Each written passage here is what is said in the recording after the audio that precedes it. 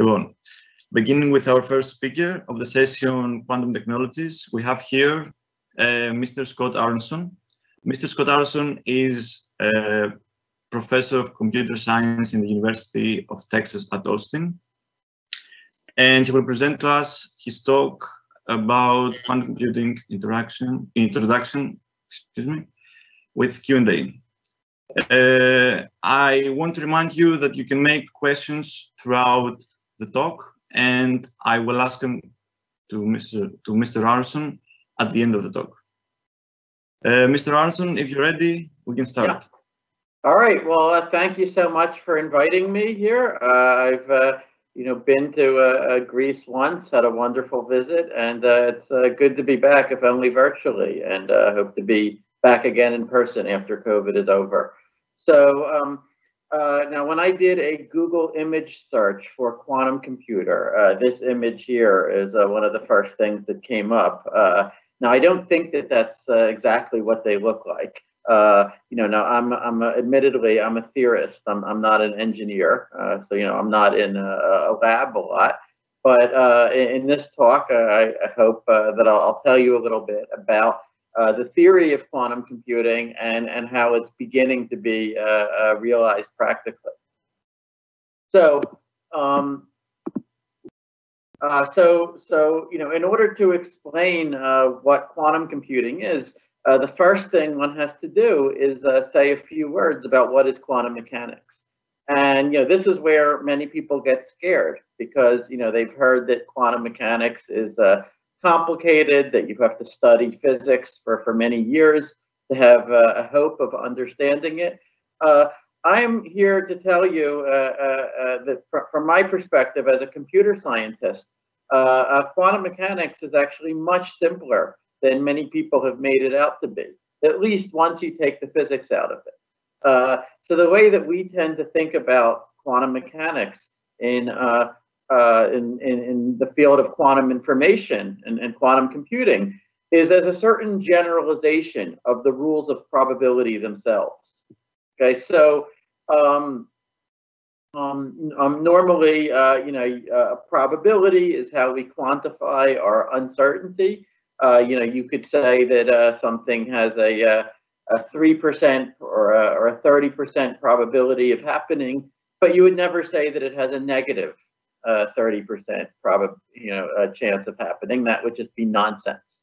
Far less would you say that something has an I% chance of happening, right, or a complex number chance. What would that even mean?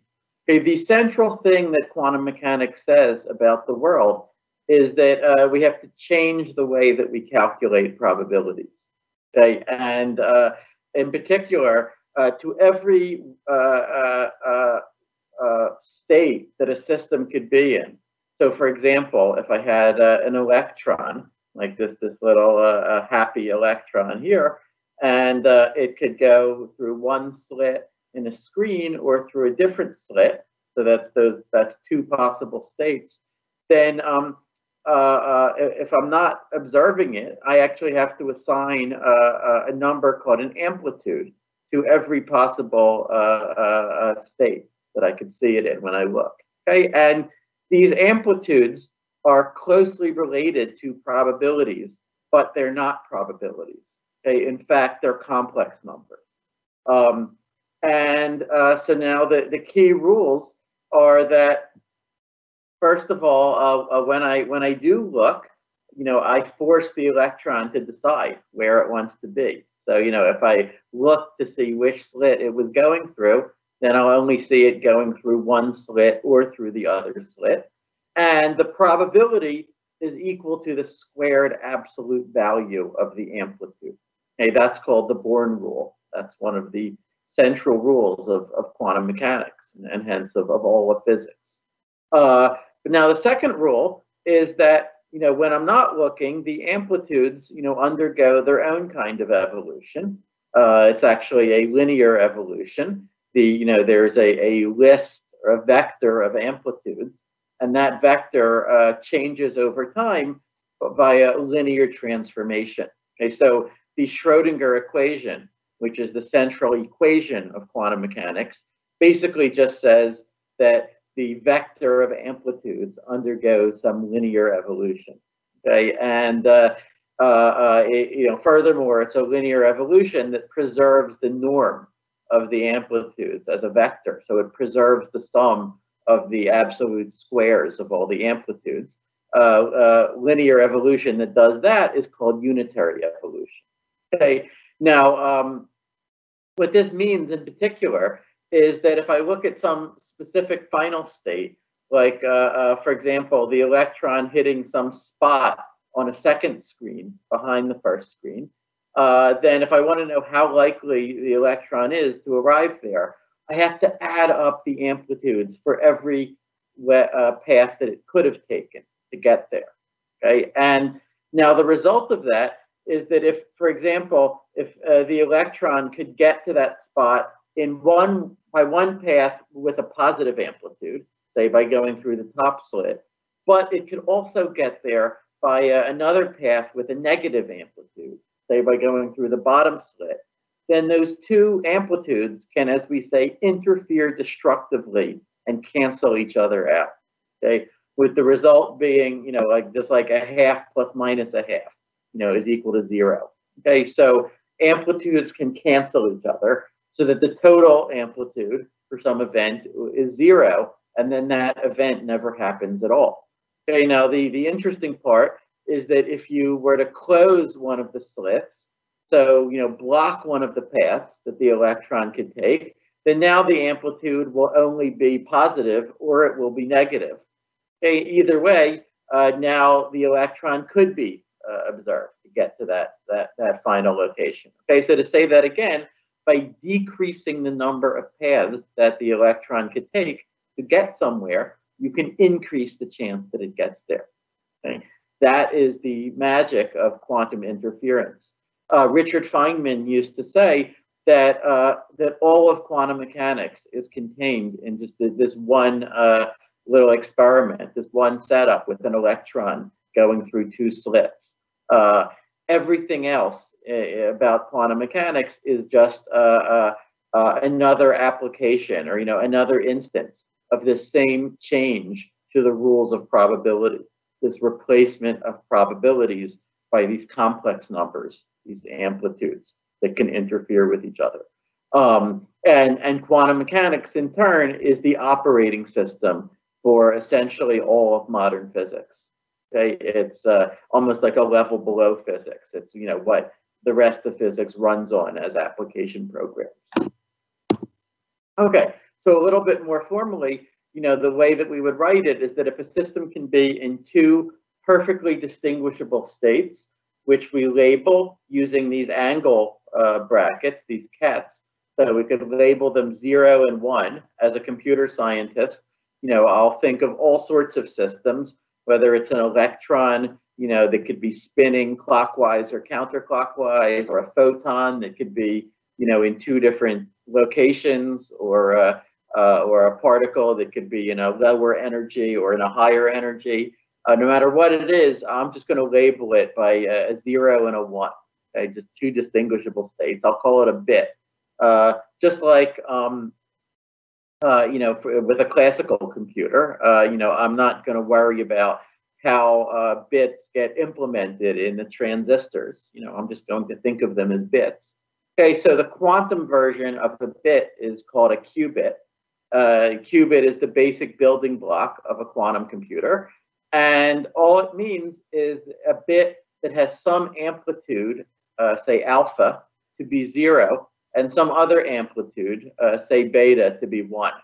Okay, and so these amplitudes have to satisfy, the normalization rule that absolute value of alpha squared plus absolute value of beta squared is equal to 1. Okay, and a bit that can be in that has some amplitude for being 0 and some amplitude for being 1, we say is in a superposition of the 0 state and the 1 state. A qubit is just a bit that can be in a superposition of 0 and 1. Now, as I said, if you look at the qubit to ask it whether it is 0 or 1, then you force it to be 0 with probability absolute value of alpha squared, and one with probability absolute value of beta squared. And whichever choice it makes, it then sticks with it from then on. Okay? So if it snaps to 0 and you look at it again, then it's still 0. Okay? But if the qubit is isolated, then the vector of amplitudes, in this case alpha comma beta, can evolve by rules, that are different from the rules of usual probability. We can take that vector of amplitudes and apply any norm-preserving linear transformation to it. That is, any unitary transformation. Now, where it really gets interesting is if I have multiple qubits. So let's say that I have 2 qubits. Then, it was noticed very early on by Schrodinger and others that I cannot then, just write down amplitudes separately for the first qubit and for the second qubit, because the 2 qubits might be correlated with one another. That is, observing one qubit might tell you something about another qubit. Okay, the quantum version of correlation is what we call entanglement. Okay, so for example, we might have 2 qubits which are in a superposition of the state 0, 0 and the state 1, 1. Okay, so meaning that if I observe, one of the qubits, I don't know if I will see a 0 or a 1, but whichever one I see, I then know, if I measure 1 and I see that it's 0, then immediately I know that the other qubit is also 0. Okay, and that's no matter how far away the other qubit is. There's no distance limitation. Okay, now I can't actually use this to send messages faster than light because I don't get to control whether a 0 or a 1 will be seen. Okay, but it can produce correlations between very far apart qubits. Okay, now that's already something interesting that happens when there are 2 qubits. They can be entangled. But now imagine that I have 3 qubits. Okay, if I have 3 qubits, then now I need to specify their state. I need 8 amplitudes. Okay, 2 to the 3 power. I need 1 for every possible string of 3 bits. 0, 0, 0, 0, 0, 1, 0, 1, 0, and so forth. If I have 4 qubits, I need 16 amplitudes, and so on. If I have 1,000 qubits, now I need 2 to the 1,000 power amplitudes, which is much more than the number of subatomic particles in the entire observable universe. Okay, so this is a staggering claim about nature that quantum mechanics has been making for nearly 100 years.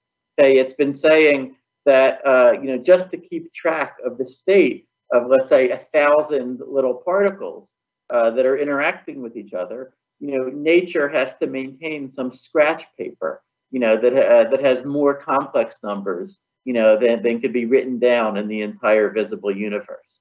And every time something happens to those particles, nature has to erase those 2 to the 1,000 parameters and replace them by new parameters. Okay, so this is something really staggering. And chemists and physicists knew about this for generations. They knew it mostly as a practical problem. If you're trying to simulate quantum mechanics with a conventional computer, the time needed for the simulation, seems to grow exponentially with the number of particles.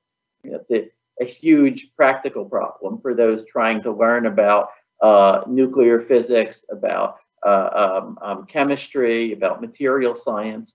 Okay, but in the early 80s, a few physicists like Feynman and Deutsch had the remarkable idea that if nature is giving us this computational lemon, why don't we turn it into lemonade? Okay, that is, why don't we build computers that themselves would be made of qubits and that would be able to take advantage of these same effects of superposition, of entanglement, of interference among exponentially many amplitudes. Okay, so of course they then face the question, well, supposing that we built this computer, what they called a quantum computer, what would it be good for? And at the time, they were really only able to give one answer to that question. which is, well, it would be good for simulating quantum mechanics itself. Okay, now, if and when quantum computing becomes truly practical, I personally think that this is still the most important practical application that we know about. Okay, it could have a huge impact on chemistry, drug design, materials design, many other fields. But what made most of the world excited about quantum computing was the further discovery in the 1990s that a quantum computer can sometimes be exploited even just to solve a purely classical problem having nothing to do with quantum mechanics, much faster than we know how to solve it with a classical computer. Okay, the most famous example of that was Shor's algorithm, discovered in 1994 for finding the prime factors of enormous numbers, and thereby threatening most of the encryption that currently protects the internet. Okay, so, but at this point, I have to directly address maybe the central misconception about quantum computing. The thing that people say in almost any popular article about the subject, but since the 1990s, but which is simply wrong. Namely, people say that, well, a quantum computer is just like a classical computer, except it's more powerful because it can try every possible answer in superposition. Okay, and so they say that Shor's algorithm, for example, for factoring, would work by simply trying every possible divisor in parallel, or each possible solution in a different parallel universe. And then, nature will somehow instantly pick the best one. Now that would be a remarkable ability if it was actually real, but that might strike you as too good to be true. Okay, now and it turns out it is too good to be true. Okay, here's the issue. It's true that with a quantum computer, you can create a superposition over all the possible answers to your problem, even if there are exponentially many of them. Okay, that's even an easy thing to do with a quantum computer. The trouble is that for a computer to be useful, at some point you have to look at it, you have to measure, you have to see an output. Okay, and the amplitudes in quantum mechanics, there are exponentially many of them, but you can never directly see them. They only determine the probabilities of the things that you do see, okay, which are just specific strings of zeros and ones. Okay, now if you just took an equal superposition over all the possible answers to your problem and you measured it, not having done anything else, then the Born rule, which I told you about before, is unequivocal that all you will see will be a completely random answer. Okay, and well, if you just wanted a completely random answer, then you could have just picked one yourself by flipping a coin a bunch of times, and you could have saved all of the billions of dollars to build the quantum computer. Okay, so for this reason, the entire hope of getting an advantage from a quantum computer is to exploit the way that amplitudes, being complex numbers, work differently from probabilities. And in particular, the idea with every algorithm for a quantum computer is to choreograph a pattern of interference so that for each wrong answer, some of the paths leading to that answer have positive amplitudes and others have negative amplitudes. So they interfere destructively and cancel each other out. Whereas for the right answer, you want all of the paths leading to that to reinforce each other, to have amplitudes that are pointing in the same direction, more or less. If you can arrange that, then when you measure at the end, you will see the right answer with a high probability. Okay? If you don't see it, you can always just repeat the computation several times until you do see it. But the whole game is to use interference of amplitudes to increase the probability of seeing the right answer. The tricky part is you have to arrange this interference pattern, that concentrates amplitude on the right answer, even though you yourself don't know in advance which answer is the right one. If you already knew, then what would be the point? And also you have to make it happen quickly. faster than you could just find the answer using a classical computer. Okay, so this is a very strange ability that nature gives us. And it's really only for a few special problems that, you know, people have figured out how to exploit this to get a huge speed up over what you can do with a classical computer. It is not a generic ability. It does not just speed up anything. You know, and so, for example, for the NP complete problems, you know, the traveling salesman problem and things like that, we don't expect that quantum computers will get an exponential speed up over a classical computer. They'll only give more modest speed ups, as far as we know today. Okay, that's probably the central misconception that there is about this field. Okay, so that was a bit about the theory of quantum computing, but how do you actually build this? You know, so when I entered quantum computing, which was, you know, in the late 90s, you know, more than 20 years ago, experimenters were still struggling just to get 1 or 2 qubits to work in isolation, right? And you know, there has been a tremendous amount of progress since then. You know, we do not yet have a, you know, a scalable quantum computer, you know, one with thousands of qubits or millions of qubits. And it is not clear that any quantum computer that currently exists is yet useful for anything.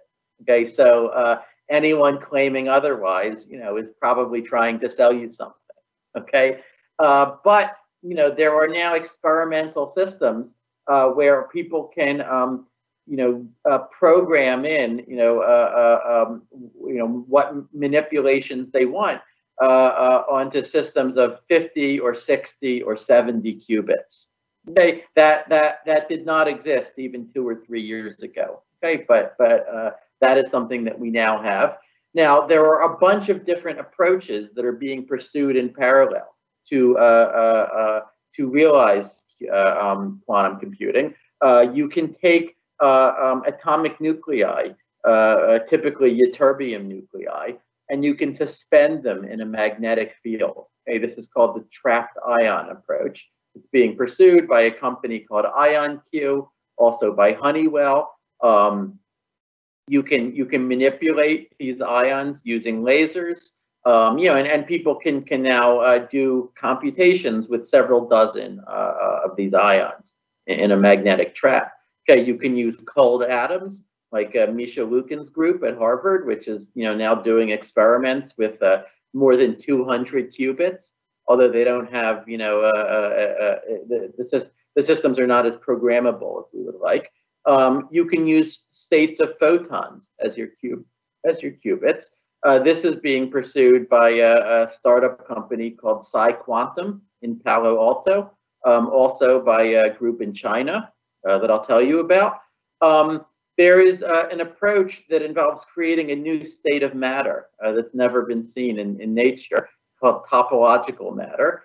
And if you could create certain particles in this new state of matter, which are called non-abelian anyons, then it was proved 20 years ago that just by braiding these particles around each other in an appropriate pattern, you could do a universal quantum computation. So Microsoft has famously made an enormous bet on this approach to quantum computing, right? On paper, it looks amazing. Like it is just naturally, you know, scalable to thousands of qubits, you know, and you wouldn't even have to do complicated error correction. But it's been very, very hard to make it work. And so far, they have not demonstrated even a single qubit this way. And in fact, you know, a paper claiming the creation of some of these non-abelian anyons was a month ago, it was retracted. Okay. Now, the approach that is maybe the furthest along at this moment is called superconducting qubits.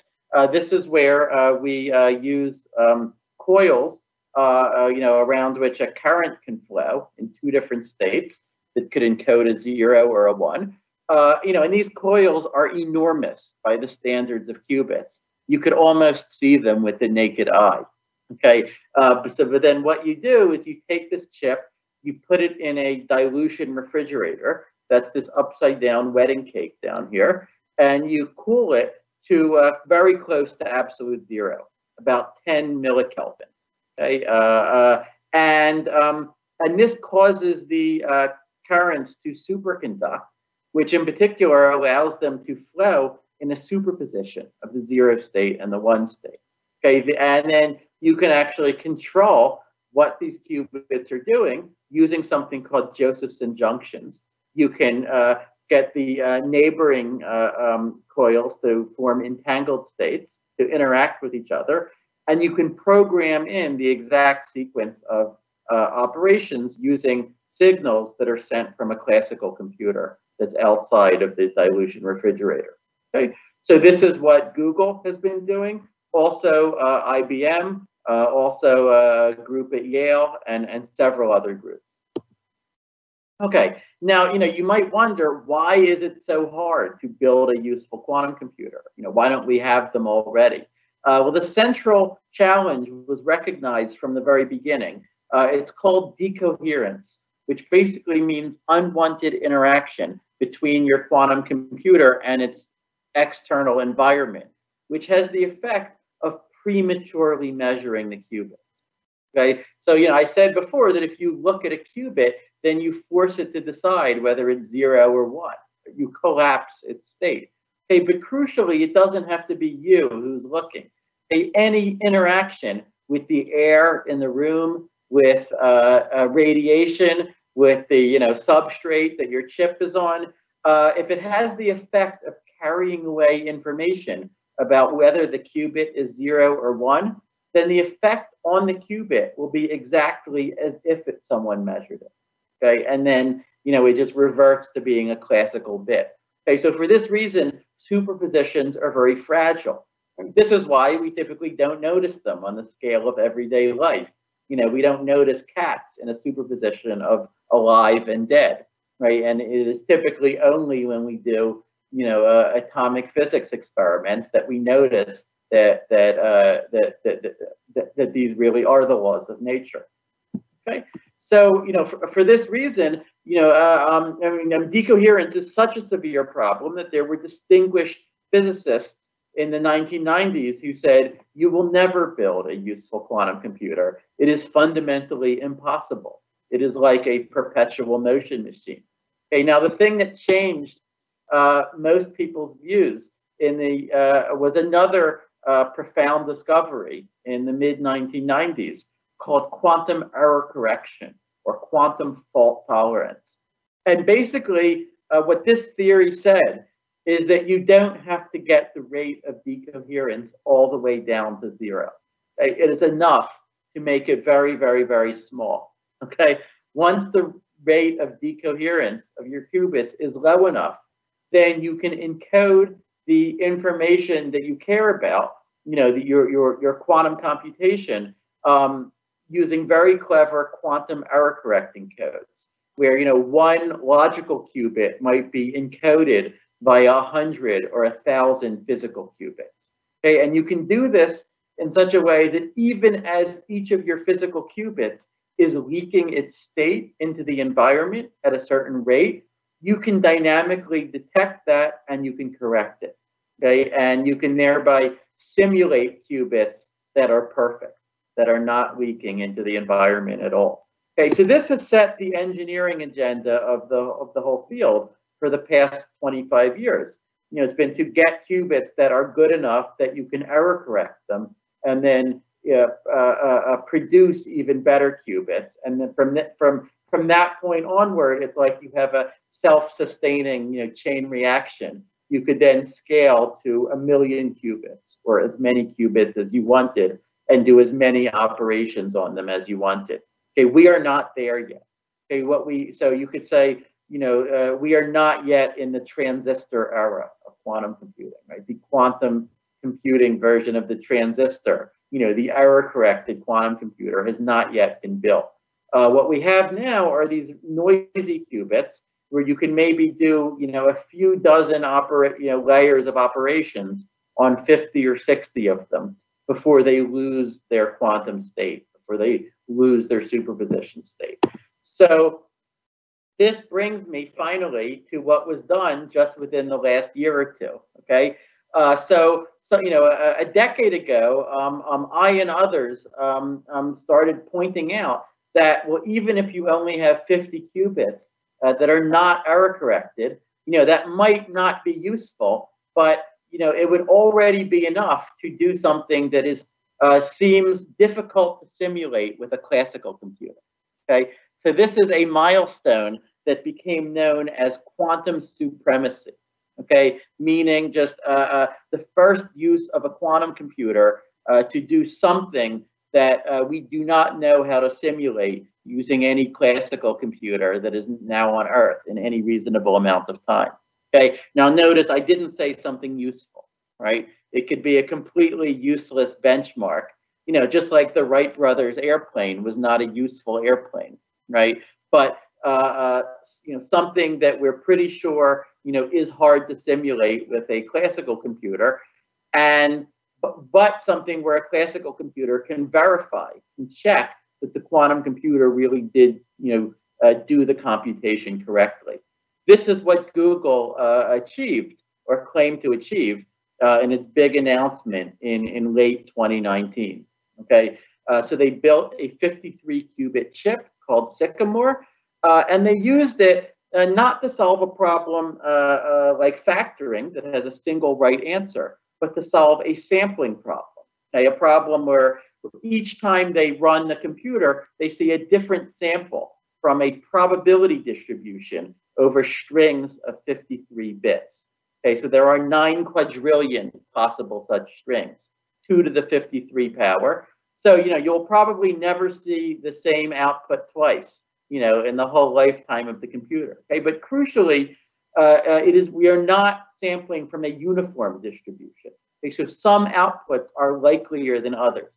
And because of that, we can apply a statistical test to the output. We can say, we can ask, are we preferentially seeing the likelier outputs, the ones predicted to have larger probabilities? And that's exactly what Google did. Okay, they took several million samples in about 3 minutes.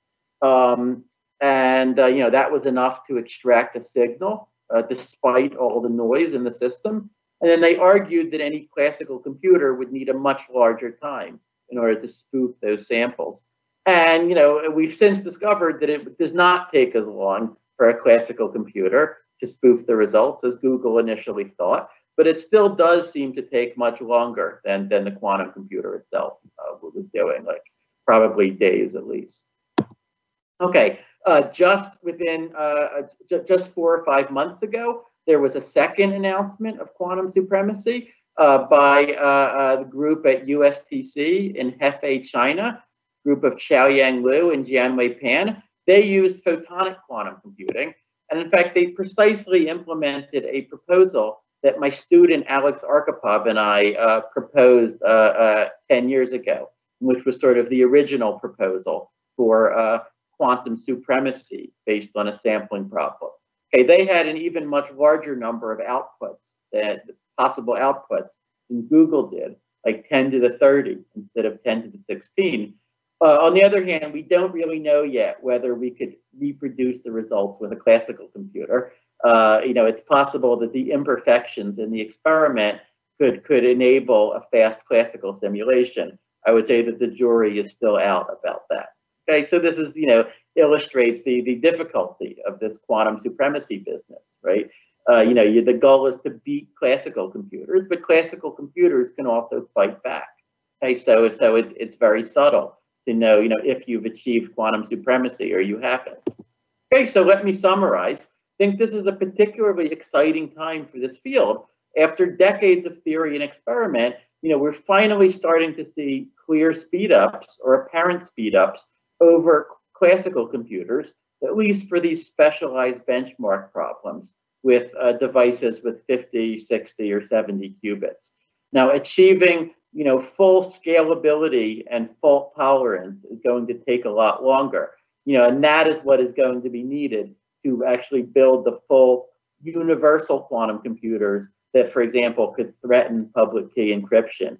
and probably, you know, also that would be truly useful for simulating material science and chemistry.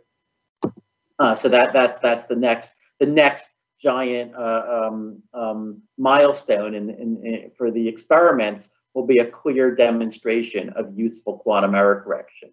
That has not yet been achieved. Now, getting a speed up with a quantum computer is not just a simple matter of trying all the answers in parallel. It is subtle. It depends on exploiting the structure of your problem to create this pattern of interference. So, you know, I think of this as a resource that is weirder than any science fiction writer would have had the imagination to invent. Okay, but this is a hammer that nature has given us. So we're trying to figure out what nails can that hammer hit. Okay, so that's all. Thanks for listening. Sorry for going a few minutes over, and I'm happy to take any questions. Thank you very much for the very informative talk. We have quite a lot of questions. One question maybe, since you talked about the architectures of quantum computers, yeah, based on the current data, which one do you think will prevail over the others? I am very lucky as a theorist to not have to have an opinion about that question. You know, I can encourage all of my friends who are working on the different experimental platforms, you know, and all of them are true believers, right? You know, that their way, you know, is the way, right? Like, so, like, you know, if I talk to my friends doing photonics, you know, then like in 2 hours, they'll have completely convinced me that photonics is the only way that this can scale, right? Nothing else could possibly scale. But then, you know, the next day I'll talk to a trapped ion person and they'll convince me that trapped ions is the only possible way to scale. Nothing else could ever work. Okay, the fear is, well, maybe all of them are right when, you know, about all the reasons why none of the other approaches could scale, right? And that, you know, maybe nothing can scale, okay? But I think that I would say that the different approaches have well understood sort of complementary strengths and weaknesses. So superconducting qubits, you know, is maybe the one that can do the most right now, but you know, it's going to be incredibly hard to scale it beyond, let's say, a few hundred qubits.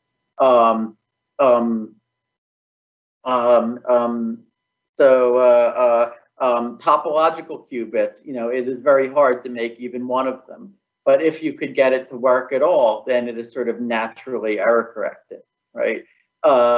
Photonics, you know, you can use sort of existing fab technology, right? You can, and photons are incredibly naturally robust against decoherence. The trouble with photons is that they don't stay still. You know, they fly around at the speed of light. And so you have to constantly, you know, create them, measure them, you know, create new ones. And so I try to, you know, just encourage all of them. I think that we are still at a stage of the field when we need to be pursuing multiple approaches in parallel.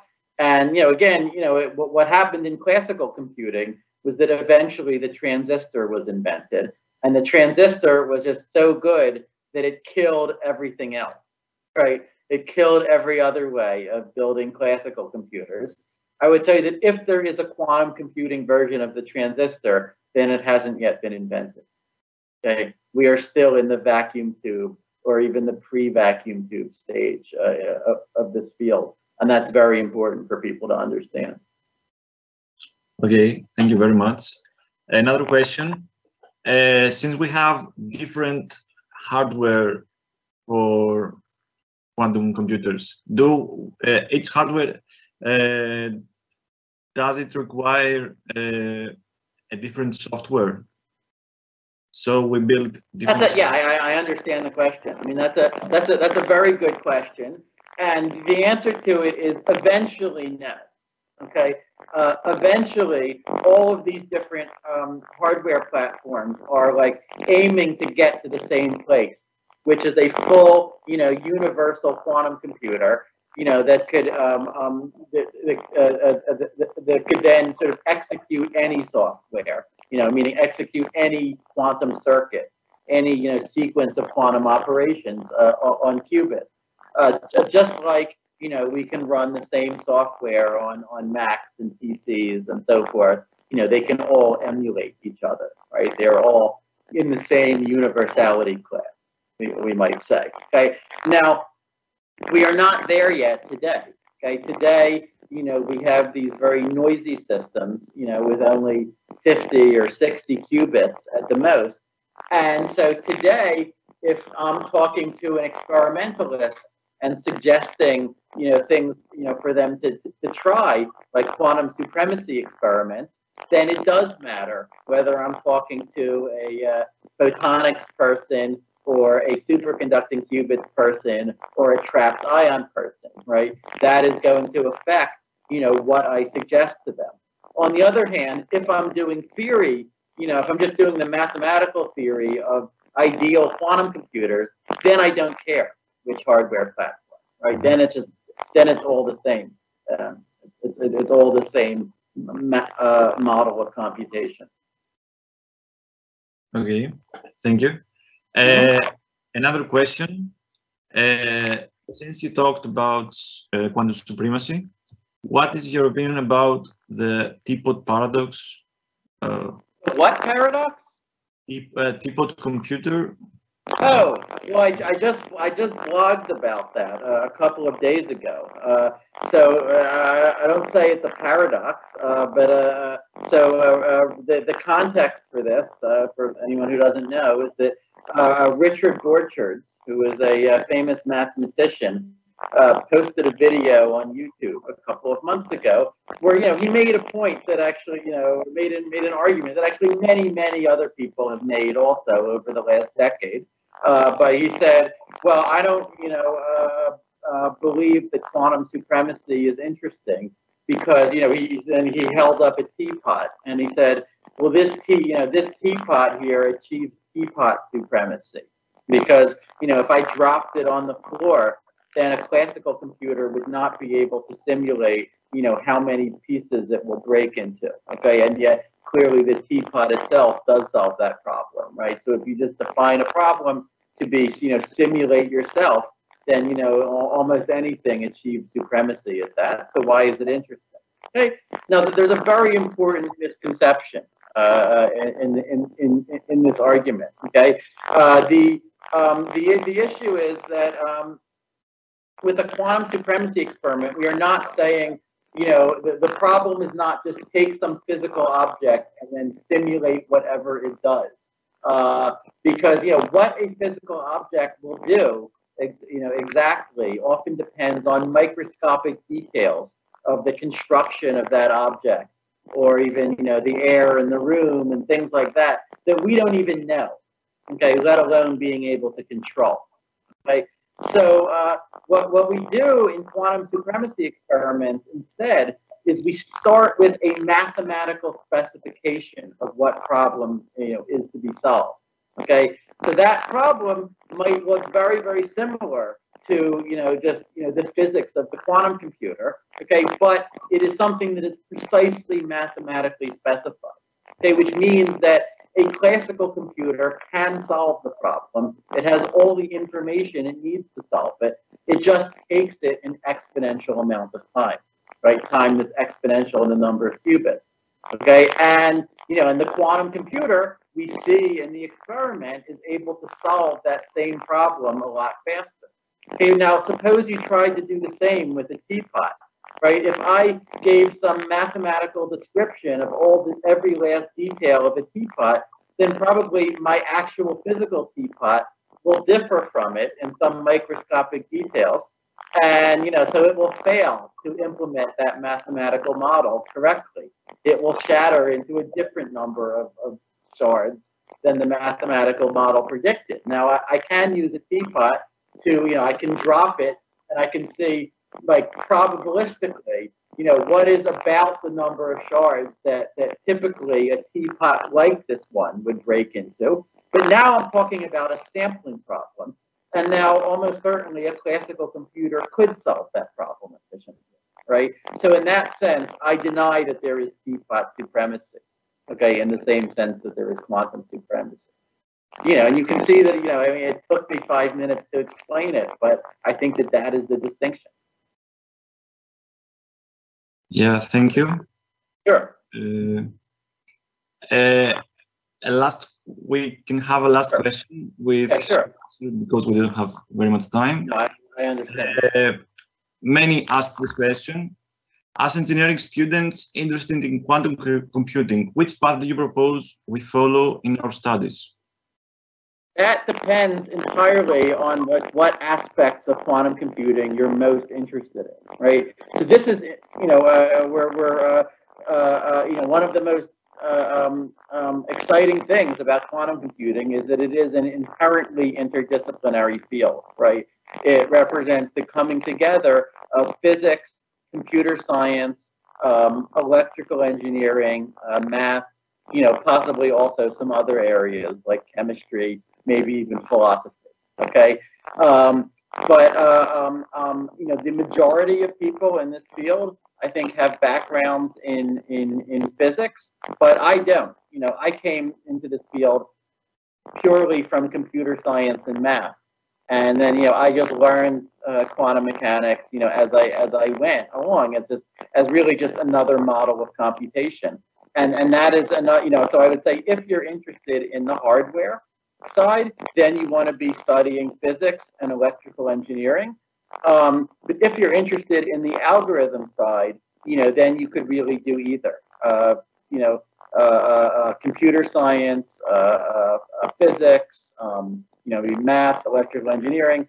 If you're, you know, interested specifically in what I am, in sort of the fundamental abilities of quantum computers and how they compare to classical computers in the sense of complexity theory, you know, then that we mostly do in computer science department, which is where I am, for example. Thank you again for your presentation. Mm-hmm. Sure, and thank you for listening. Thank you very much. Now we'll have a 2 minutes break and we'll continue with Mrs. Eleni Diamandou.